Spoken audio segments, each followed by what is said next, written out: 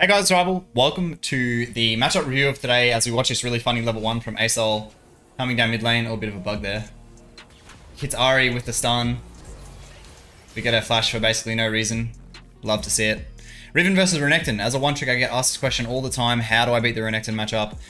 It starts in the runes. We go Conqueror, Triumph into Legend Tenacity to help shrug off the stun duration, and then Last Stand, of course, into Resolve, Bone Plating, and Unflinching. Obviously, again, with the stun duration and Ari's charm duration, we go those runes these games. You also can go Bone Plating, Shield Bash too. I really like those runes too.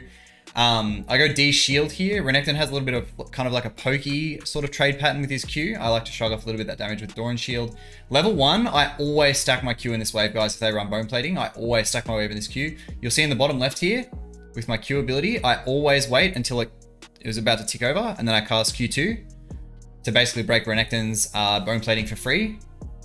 So wait a little bit more, bit more patient. Alright, I'm just going to quickly show you something here as well, guys. With this little bit of what I just did here, I actually think this could be done a lot better. So there's a bad click here. I'm going to just show you really quickly. Just for comprehension's sake. So as I go for my third Q, you'll see I walk out of the brush way too much, okay? So stop. With Riven's third Q, it's around this big. I'm going to edit the circle in. It's probably about that big. It's not a very big AoE, but either way, I should third Q so the tip of that circle hits Renekton. I'll also edit it in here. But I actually walk like way too close to him. You'll see this third Q here. I'm basically on top of Renekton. I should be third Qing way further back. So by the time he hits the ground again, he's not airborne anymore. He can't Q me back. Either way, he doesn't get the Q off either way. So it's kind of fine. I get away with a little bit of a cheekiness there. I retain my Bone Plating. Still got some passive stacks up. My Q is already back up. That's why we wait for the Q duration to tick over level 1. So I have it ready to go straight away. As a rule of thumb, Riven basically wins against Renekton when Renekton has no Fury up. And you need to play really, really high pressure while not making any mistakes as the Riven in this game. If you can maintain pressure on the Renekton, you can stop him from being able to auto the wave for his Fury generation. As I walk back into the brush there to break the minion aggro, pretty standard stuff. Renekton pops a pot, so I pop a pot. It's pretty greedy to pop a pot if you're at a health advantage because you lose the pressure that you've just generated for yourself. So we just slow push here. Just last hitting for a little bit. Now, Renekton has no Fury. He's just started to lose his Fury too. It's actually really important for Renekton to be autoing the wave to get as much Fury as possibly can. This is a misplay by me as well. I should be trading with Renekton here. He has no real meaningful way to do damage, and my Bone Plating is coming up as well. But I think I was just waiting for my level 3. This level definitely could have been played with a little bit more pressure. That's why it's good to watch your gameplays back, because I'm literally just asking myself right here, like, why didn't I pressure this guy more? But I hit level 3 here, so I'm going to be looking to turn up the gas a bit, watching Renekton for his last hits, and the windows where I can trade in. As we see a heavy trade go off here. Renekton gets his E cancelled, and then I hit him with the last auto with full Conqueror stacks for the Ignite. This is really, really bad by and for the Renekton. You should never trade with the wave coming in like this, guys.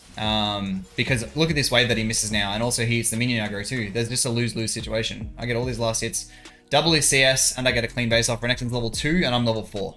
Literally couldn't be any nicer than that. As we speed it up, I take the D Blade here for that extra bit of health. Just because this matchup's typically like pretty tricky, I like to go that extra bit of health to start with, just in case I misplay a bit. I'm going to be that little bit tankier. I set up a ward here because I have the wave coming into me. Renekton should be slow pushing it. If Renekton hits an empowered W and Nidalee hits a max range spear, I'll probably die under the tower. So I just want to be able to protect myself from ganks a bit. Now, in my mind, I'm thinking Renekton has no pot. So if I hard trade with this guy, I can use my pot to shrug off a lot of the damage. As we see my Bone Plating eat that entire empowered W there. My ability is back up now. Renekton has no pots, guys. That's why I'm trading so hard with him. And the wave's also coming back into me too. Like literally every time this guy moves up, I'm autoing him. See how far up in the wave I'm standing? Just need to deny him from building Fury and last hits. You want to come for this? You're going to eat some damage, mate. Renekton down to his last 100 HP or so. And I've got the wave in a perfect spot for me. This guy also, by the way, a lot of people are going to be like, oh, this Renekton's just trash.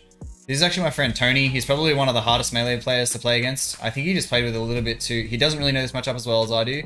He just played with a little bit too much confidence. He's actually a set one trick. I don't know why I picked Renekton in this game, but either way, it's still a good demonstration of how Riven wins versus Renekton.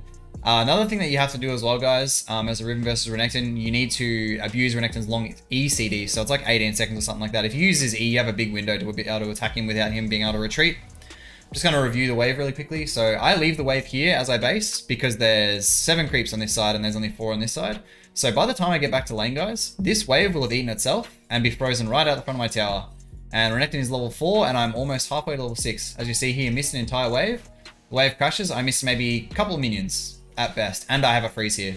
Because Renekton has no Fury, I have complete agency over the wave. And then I usually use, really quickly, a nice little technique I'm going to go over as well. As the Riven main, if you don't do this, you should.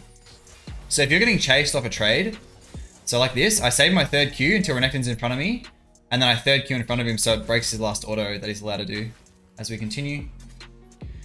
This lane's pretty much over, Renekton survives, but for the most part, like in my elo, if you're this far behind as top laner, you're just out of the game basically. So I hope you guys learned a thing or two. If you did, feel free to leave some feedback. I'd love to read your comments, and I'll catch you guys in the next video. Peace!